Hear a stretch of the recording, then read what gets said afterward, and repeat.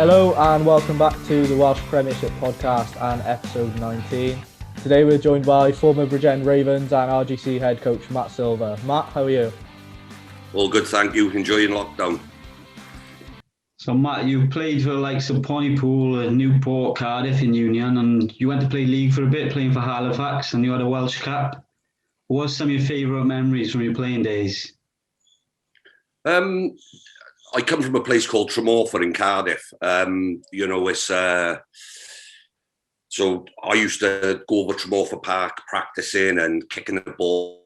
I used to go on a mitch from school to go over there, and because I wasn't an academic by any stretch of the imagination, but it's a little bit of my field of dreams. So it's in the shadow of the steelworks. I used to spend hours and hours after. My mother was heavily involved in St Albans Rugby Club. So my fondest memories are just being over that park with a ball, just spending hours and hours just practicing my kicking, running around. I used to knock about with, obviously you guys have heard of Callum Sheedy. So his nana lived next door to me. I grew up with his sister. But his uncle is a guy called Mikey Boyce, used to play for Ebbw Vale. So we'd all be over the park. It was like a huge host of talent. You had Mark Ringers from the area, and all these guys, Richie Collins. So it's some really fond memories around that. And these, like Mark Ring and Richie Collins, were a bit older than me, even my brother's age. So they're 6 years older than me. But I learned so much from them guys. And it was just all around, just skill-based, just over there, playing touch and pass, tackling each other. Going to St Albans Rugby Club for the pop and crisps and, all that sort of stuff. So, yeah, that's what, my older brother played for St Albans as well. So it was just a case of, it was in your blood, that's what we did in Tremorfa. We just went over the park and played constantly, going when it got dark. They're my fondest memories, early doors. And then, obviously, at 18, then I played for Wales Youth. My youth side had unfortunately folded in St Albans, so I had to go to Llanderfar FC, which is Phil Steele's club, I think. I don't know he's Wanderers, but I know he's a member of the club. And that's where I won my Welsh Youth cap from.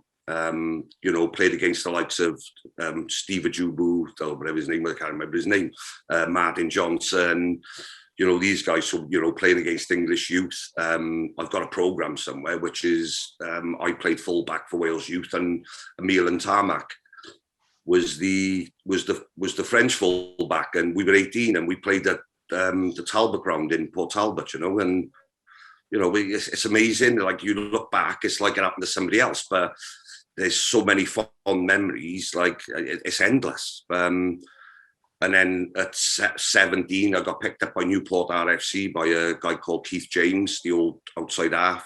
I think he still holds a world record for drop goals in the game, I think. Great bloke. He picked me up. I went to Newport, I went on tour to Canada with him.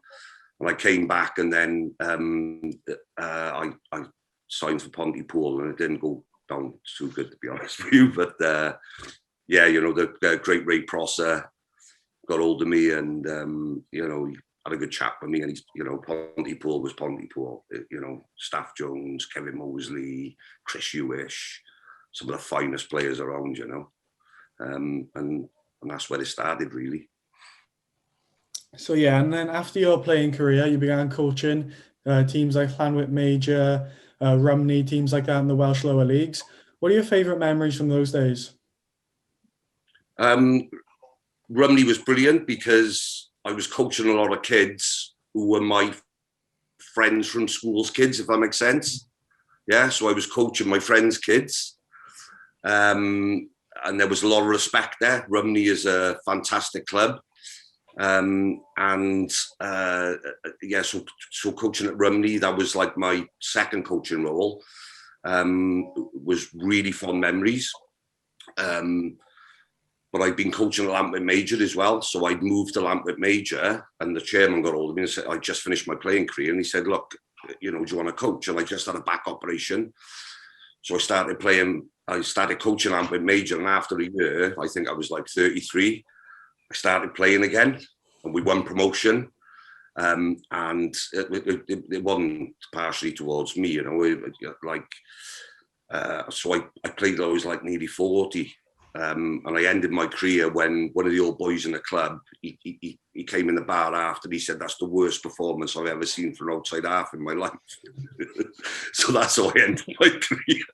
Like, just took my boots off, throw them in a bin, and that was the end of the sports then. So I just continued coaching, but I coincided that with coaching the Cardiff Blues as well, academy. So, we can get into that a bit later on if you want, but like the players I coached is phenomenal. Yeah, you mentioned that, obviously. We'll go straight into that. Who are some of the best players you coached with the Blues Academy? So I went with Danny Wilson, and who's obviously now coaching Glasgow, yeah? Glasgow, yeah. Glasgow, yeah. Justin Bonnell, one of my favourite people. Absolute belter. So there was like Gavin Cooper, who's now, I think, he's team manager of the Blues. So that was our coaching team, and we were together for 5 years. So we coincided. We coached Blues 18s, then 20s, and we run it consecutively along coaching Cardiff RFC. And that's where the Lee Halfpenny story comes in, because the Osprey said he wasn't big enough. And he came with me then and Justin, because Justin was coaching the Wales 19s at the time. So he had Lee in his team, and he brought Justin in. And I think it was Tristan Bevan was the S&C coach. And then he stuck 10 kgs on the halfpenny in a short space of time. And the rest is history, isn't it? Do you know what I mean? He's not bad now. Yeah, so my back three at Cardiff and Wales 20s was Jamie Roberts fullback, Tom James on the one wing. We took him from Merthyr, and you had Lee Halfpenny on the other wing, and then you throw in Chris Checkby as well, So we had a real host of talent there. It was brilliant. David Hewitt, Tom Riley, Di Flanagan, all these guys, it was so I was backs coach, Justin was head coach. I had this unbelievable array of talent in front of me. It was crazy. Hardly have to do anything. You just sort of get your deck chair out, sit down on the side of the pitch, and just go, "Oh, go on, boys." No, I just a jouet, have a go. We had so much talent there. I think one of the hardest gigs I've ever had is I was coaching Cardiff RFC, and we played Llandovery in the Connacht and Minolta final. So we had Jamie Roberts and all these guys, and Lee Halfpenny, the day before the game, they can go on do like kicking practice on the Millennium Principality Stadium. And I stood behind the post. I'm not kidding you, fellas, right? He was booting the ball from the halfway line, right? It was going about 20 rows up in the seats, right? I was sweating like a glass blower's ass, right? He was kicking these balls all over the shop. I was in bits, and me and Lee still have a good laugh about it to this day, So, but it was good. It was good times, great kids, but they're all great kids as well. You think of these famous rugby players. There's a couple of assholes out there, but these kids they're really good people as well, and that's how they get to the top, because they're good people first and foremost. So, I've always tried to coach the person, not the player. Does that make sense? Yeah, and you've had a lot of experience coaching younger players, obviously with the Blues Academy and stuff. But any time in the Premiership with the Ravens and RGC, what do you feel like the regional youngsters coming down to the Premiership? How do you feel like the Premiership helps them?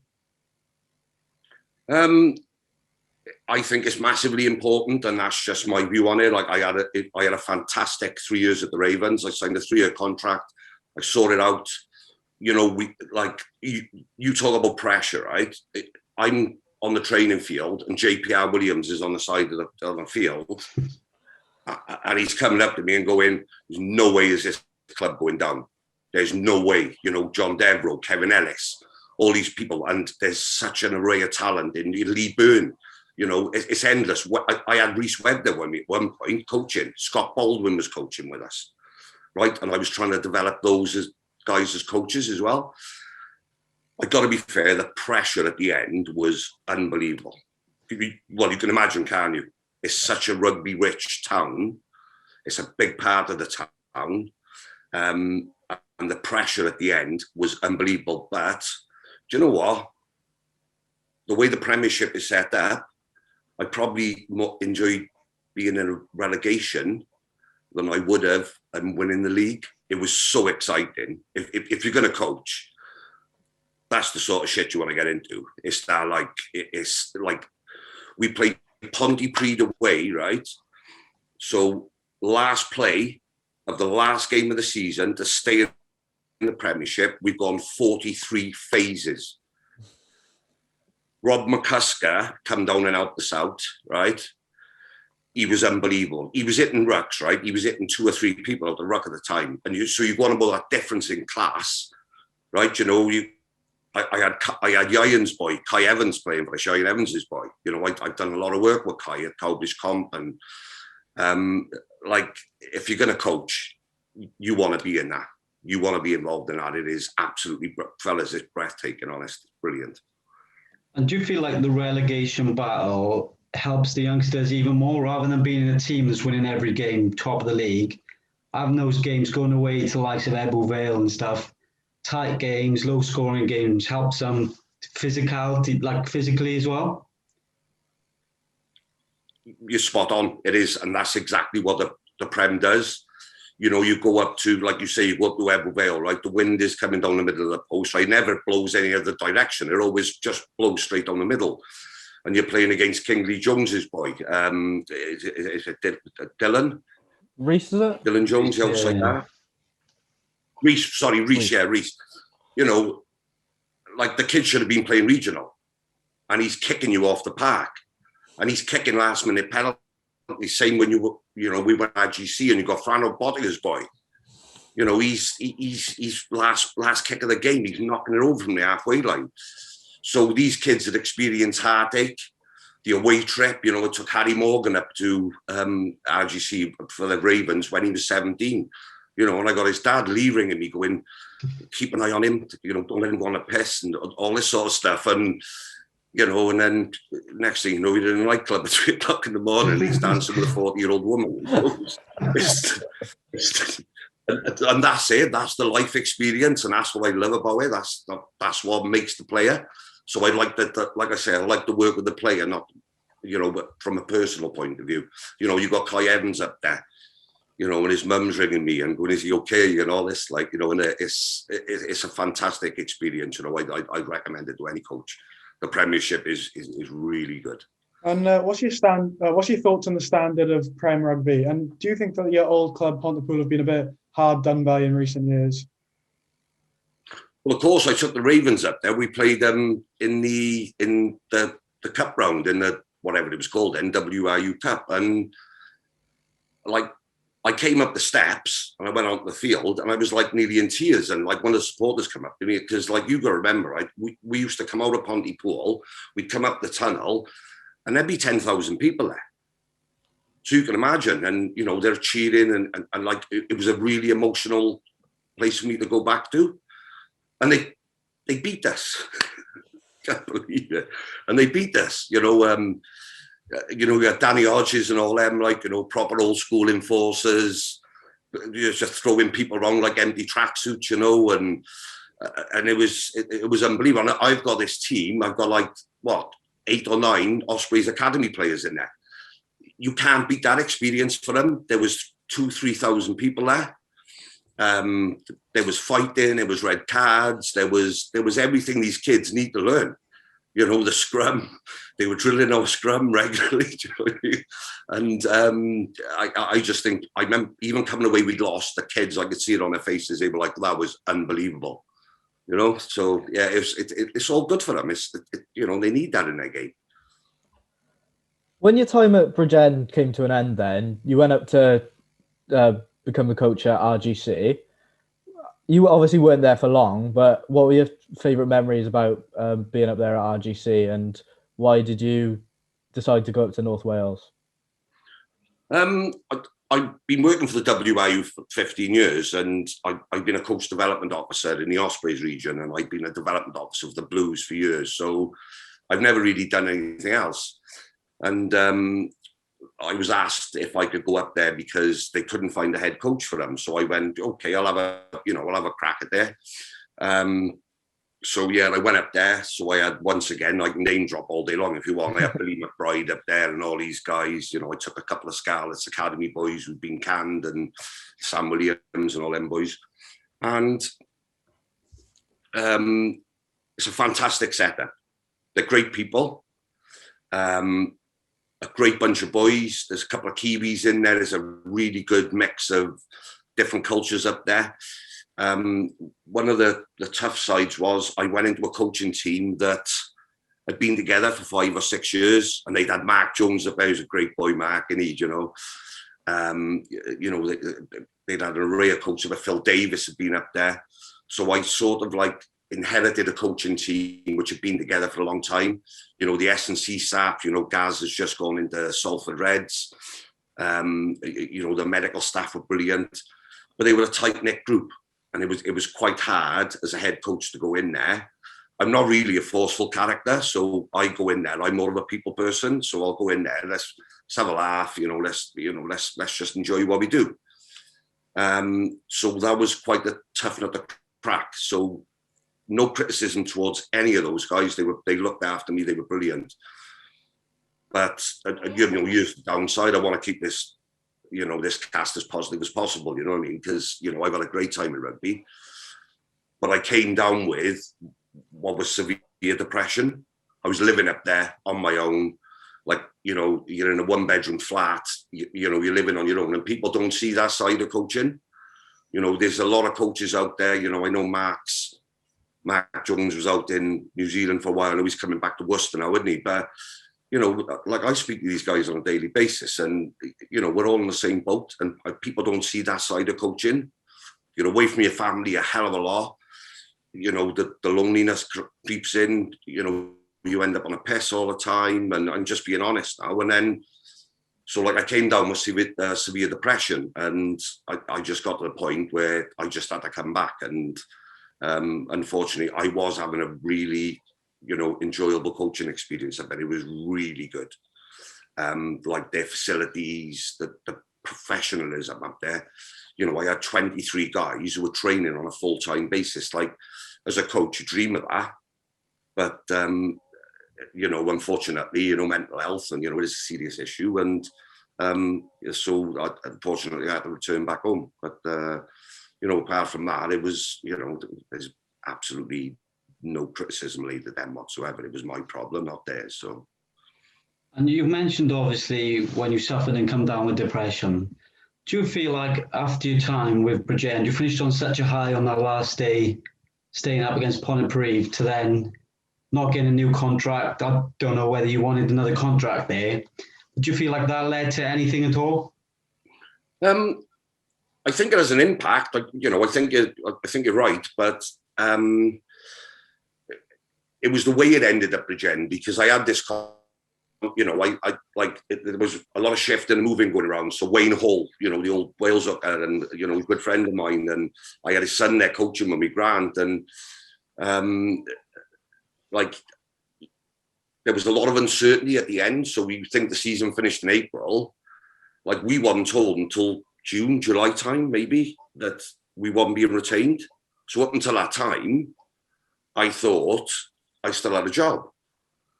So, the way professional sport, it's a very bloodthirsty sport, and, football's even worse, I know. But, the Ospreys were going through transitions as well. But once again, that's the job we do, it's not about like leveling blame or having a go, but, could have ended better. Yes, it could have. But unfortunately, the way professional sport works, that was the lay of the land. And yeah, it was unfortunate, and yet I would have stayed there. I wish them all the best. Jesus Christ, it's almost as if that, if anything happened and they got relegated, or they went down, or they folded, or did whatever, all that hard work would be in vain. If that makes sense. So, as a coach, when you leave, you just want them to be successful. You want them to get on and do well. I think if I'm going to be a little bit controversial, I think they were lucky in that season after I left, because COVID kicked in, didn't it? And they were bottom of the ladder, and they were really struggling. So, it's nice that they're still in there and they're still in the league. And they've made some good signings recently. They've pulled away from the Ospreys, so they've got a new consortium and they're backing them.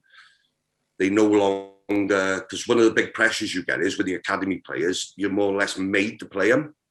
And because the Ospreys were a massive stakeholder in Bridgend, they put some money in and stuff.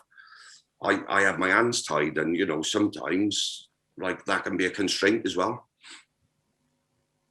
Yeah, so you've briefly touched upon your mental health issues when you were at RGC. Do you think rugby as a sport could do more to help with mental health issues and try and help people get through it?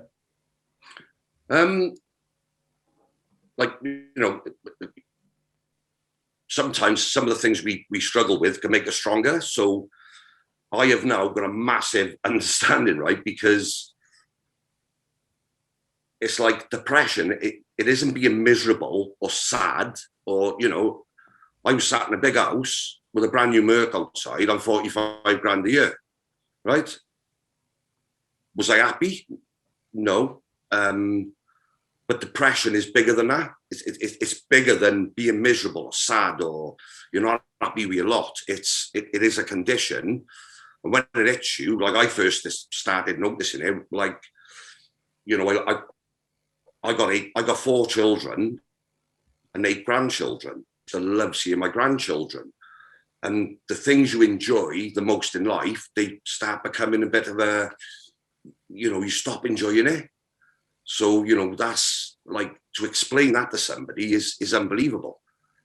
So to just say to somebody, man up, and, all these things they say, until you've actually really been through it, like I've just gone through a bout recently, and fellas, it's horrific. It's horrific, just like, luckily I live by the seaside, I can get on the beach.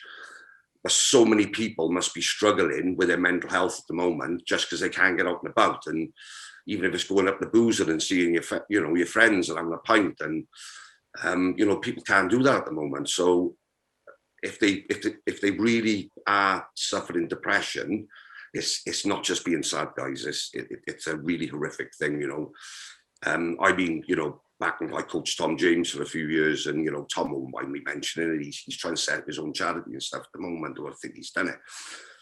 We message you back and forth, and like, as an old school, played for Pontypool in the 80s and the early 90s and then late 90s. I'm old school. I didn't even think it was a thing. People are going to be depressed, and I was just going off. Shut up. Get on with it. And until you went through it, like Tom had it really bad as well. He really struggled with it. You think, he's a top level athlete, and he had to take like a year off rugby, and which is really sad because he was like 29 at the time. That's his pinnacle. That's when he needs to be doing his best.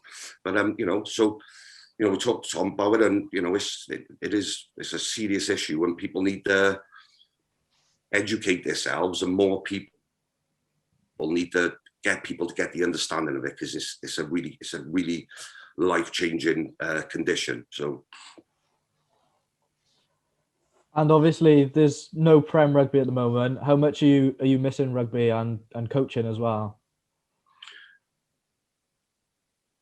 I do miss the boys. I missed, like, we had a team room in RGC, we had a team room in Bridgend, and we'd have tea and biscuits, couple of cans on the go now and again, but not for the players, obviously, just for coaches. But I really miss the interaction with the players and developing the person, and having that crack and going through those experiences, win, lose or draw. But I don't miss the pressure so much, but I do miss that. I love my rugby. I've never done anything else since I was 7. So, I've never really worked in any other industry. So, yeah, I was talking to my partner, recently, and she said, "Are you missing it?" I said, "I do miss the crack with the boys." It's unbelievable.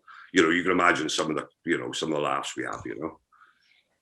And how hard have you found the last 12 months, obviously in and out lockdowns and so many restrictions after what you've been through with obviously with the depression stage, and there's a little problem with alcohol, I think, as well. But how have you now overcome that? Well, first of all, like, especially with the alcoholism, people don't, that's another thing. There's a lack of understanding around this. So, I'll tell you the story. I don't mind. I tried to come off the alcohol.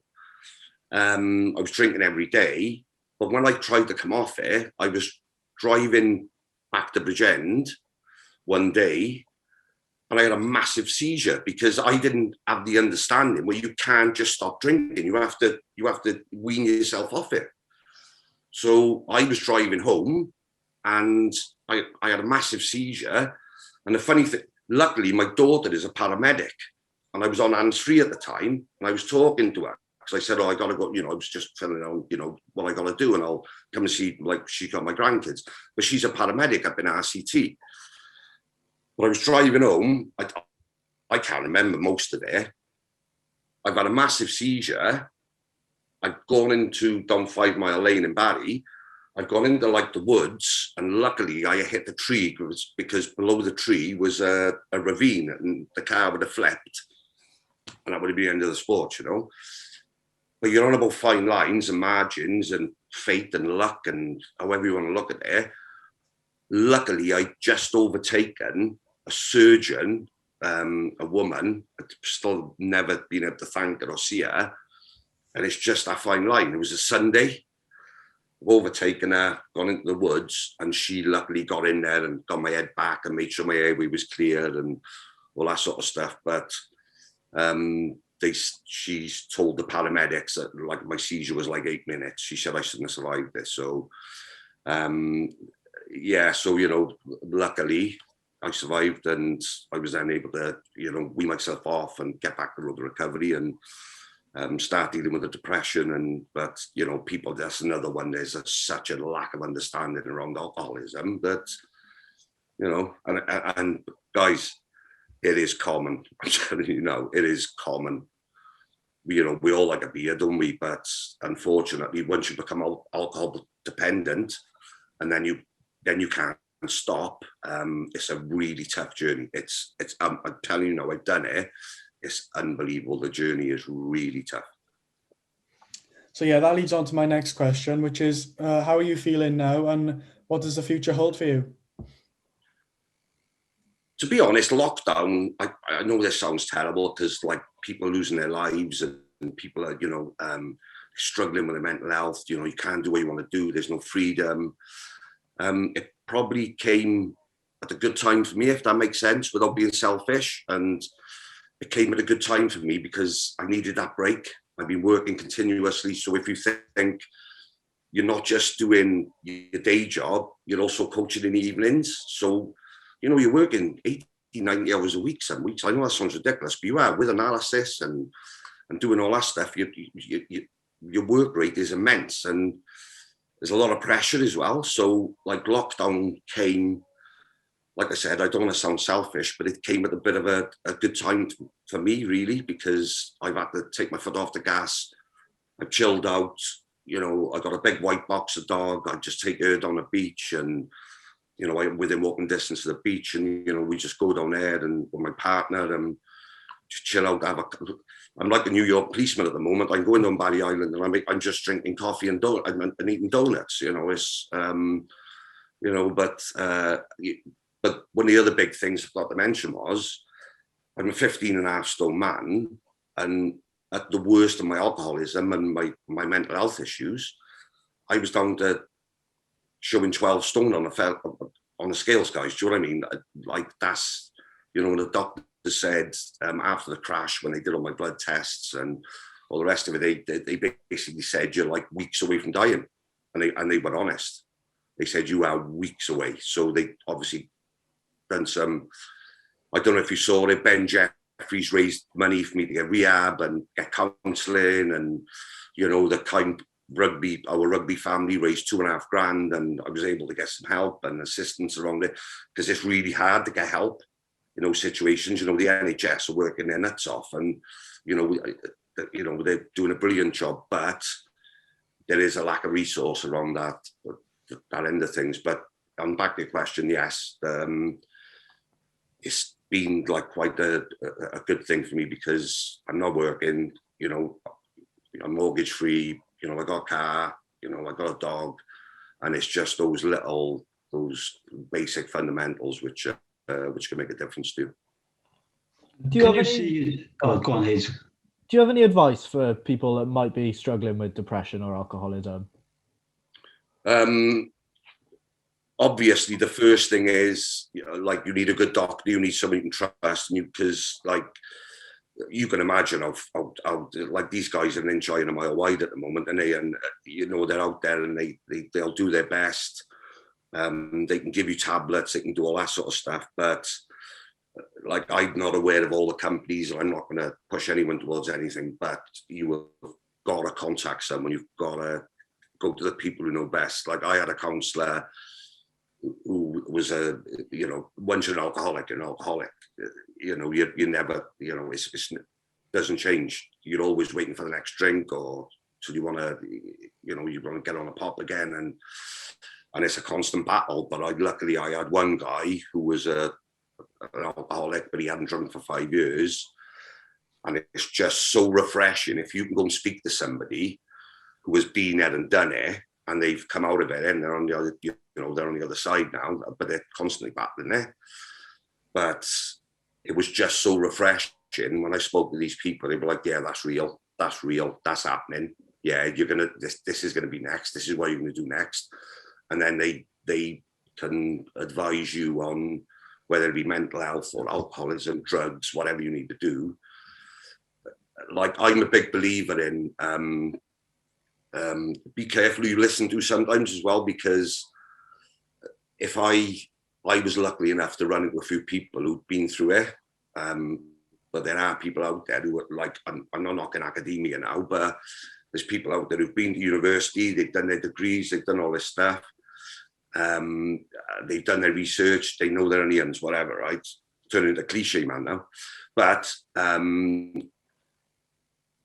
sometimes the best advice you can get is from people who've been through it. So my advice would be, seek out somebody. If you've got a drug addiction, alcohol addiction, mental health, go and speak to someone who's been there and they've come out the other end, because surely isn't that the best advice you can get? Obviously you need your medical professionals as well to help you, I get that, but go and speak to someone who understands your struggle, understands your journey. Go and, seek them out and go and, or speak to somebody, or get someone to help you to speak to somebody like that. And can you see yourself in the future now getting back into rugby and coaching? To be honest, at the moment, I'm just enjoying the break. I coached for 20 odd seasons. Like you say, I've gone from Lamwit Major division in the old Division 7, promotion there. Rumney Rugby Club, like 4 years there. I even coached my old school team. Like the senior team. They're called the Old Deans in Cardiff, in sport. Played on at Moreland Park. Another fantastic experience. And obviously then on to Bridgend RGC. So I am enjoying the break at the moment. Do I need to get back into it? I might have to, because I do miss the boys' side of the things, All the girls, I coach women as well. But, I don't know if I'll be able to not get back there, if that makes sense. So I'm not ruling it out, but it is something I need to consider going forward, because, life's short, and, you want to get, you want to have as much crack as you can, if you can. And that's what attracted me to rugby, is the social element of it. I love on the field stuff. I played till I was 40, but don't miss the coaching so much, but I do miss the personal side of it. And Wales are 2 from 2 in the Six Nations. Obviously, Wales, England this weekend. Have you been enjoying watching that? Do you know what I haven't enjoyed? Is all the knockers. You've got a new coach coming in, right? Give the guy 2 minutes to make an impact. Like, do you know what I mean? Like, what are your thoughts on Pivac? Are you confident in him? Yeah, I know he had good players down at the Scarlets, but the guy was massive. They were playing a cracking brand of rugby, you know. When he had his, constraints down there as well, but he got on with it. Apparently he's the type of bloke who, the fitness coach is walking around with a slab of water, and Pivot's after games, and Pivot's behind him giving him cans of Carling, So, he's my type of guy, I think. He's someone I'd enjoy working with. But you know what? I'll put my neck out there, and I've heard some of your guys' predictions on your pods, and you've got it badly wrong, some of you. I am definitely going to predict them to beat England. Thanks for coming on then, Matt, and sharing your story with us. If you're new here, then go and follow our socials at Welsh Prem Pod and catch up with our other videos. Thank you and goodbye.